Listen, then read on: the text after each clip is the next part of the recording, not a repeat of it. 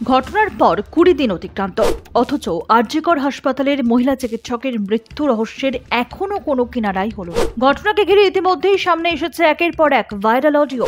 ধোঁয়াশা বাড়িয়েছে নির্যাতিতার গায়ের চাদরের রং। তরুণী চিকিৎসক পড়ুয়ার দেহ থেকে নমুনা সংগ্রহের প্রক্রিয়া নিয়ে এবার প্রশ্ন তুলল সিবিআই। প্রশ্ন উঠেছে তথ্য প্রমাণ লোপাটের।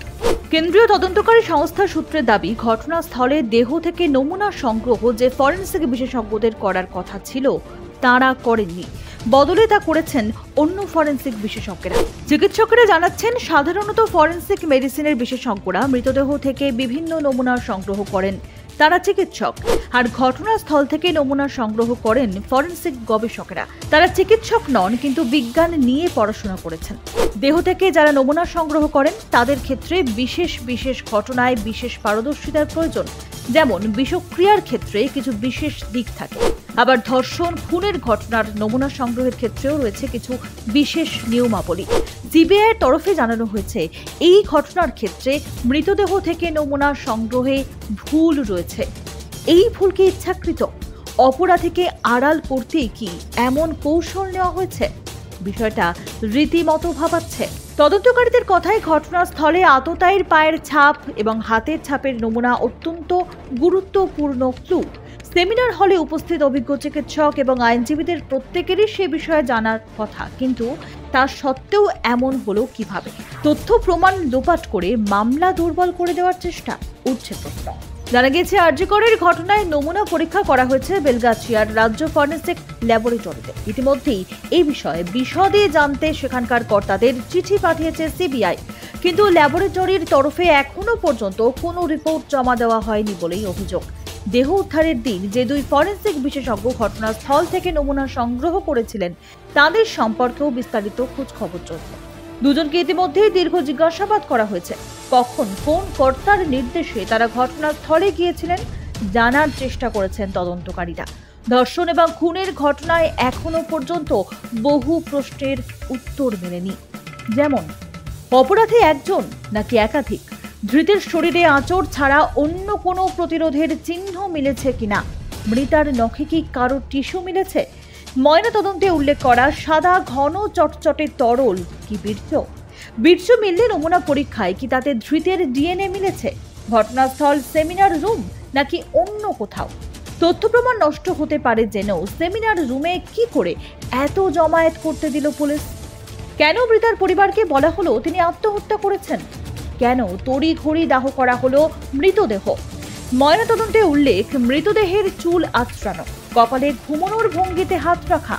খুন এবং ধর্ষণের পর কি করে সেটা সম্ভব? কেন হাসপাতাল কর্তৃপক্ষ এফআইআর করলেন না? খুনের মামলার পরিবর্তে কেন পুলিশ শুধুমাত্র অস্বাভাবিক মৃত্যুর মামলা রুজু করেই তদন্ত চালালো এবং ময়না তদন্ত করলো? সেমিনার রুমের অদূরে ঘর ভাঙার অনুমতি দিল কে? তথ্য প্রমাণ নষ্টের অভিযোগে এখনো পর্যন্ত কেউ গ্রেফতার হলো না কেন? এই ঘটনায় পুলিশের মতোই আতশকাচের নিচে রয়েছে হাসপাতালের একাংশের ভূমিকাও। সম্প্রতি হাসপাতালের সেমিনার রুমের যে ভিডিও প্রকাশ্যে এসেছে, তাতে হাসপাতালের প্রাক্তন অধ্যক্ষ সন্দীপ ঘোষ এবং তার ঘনিষ্ঠ আইনজীবী, আরজিকরের ফরেনসিক মেডিসিনের শিক্ষক চিকিৎসক দেবাশিস সোম সহ আরও কয়েকজন চিকিৎসক, হাসপাতালের ফাঁড়ির কয়েকজন পুলিশ কর্মীর উপস্থিতি দেখা গিয়েছে। ঘটনাস্থলে দেবাশিস সোম সহ ফরেনসিক মেডিসিনের 4 জনকে থাকতে দেখে চিকিৎসকদের একটা বড় অংশের অভিযোগ, কোনো তথ্য প্রমাণ লোপাট করতে হলে সেই বিষয়ে সবথেকে ভালো পরামর্শ দিতে পারেন একজন ফরেনসিক মেডিসিন বিশেষজ্ঞই। তাহলে কি প্রথম থেকেই প্রমাণ লোপাটের চেষ্টা চলছিল? যদি সেটা হয়ে থাকে, তার কারণ কি? কাকে আড়াল করা হচ্ছে? এই অভিযোগ উড়িয়ে দিচ্ছে না সিবিআইও।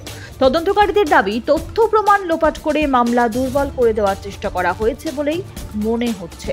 যদি এই অনুমান সঠিক হয়, তাহলে আদৌ কতটা পোক্ত হবে মামলা? তিলোত্তমাকে সঠিক বিচার দেওয়া কতটা সম্ভব হবে? সন্দেহ থাকছেই।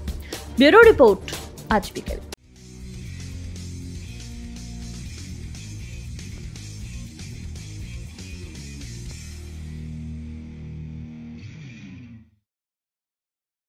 শেয়ার মার্কেটের চক্রব্যূহে ঢুকে পড়েছেন, অথচ জানেন না কিভাবে এই চক্রব্যূহ থেকে বেরোবেন।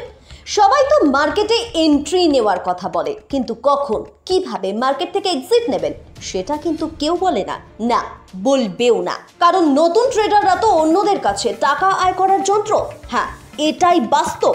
দয়া করে শেয়ার মার্কেট শেখার নাম করে হাজার হাজার টাকা আর জলাঞ্জলি দেবেন না প্লিজ। আগে শিখুন মার্কেট সাইকোলজি, মার্কেটের চরিত্র, রিস্ক ম্যানেজমেন্ট এবং স্মার্ট মানি কনসেপ্ট। এই চারটে বিষয় শিখতে পারলেই শেয়ার মার্কেট থেকে ধারাবাহিকভাবে উপার্জন করা সম্ভব।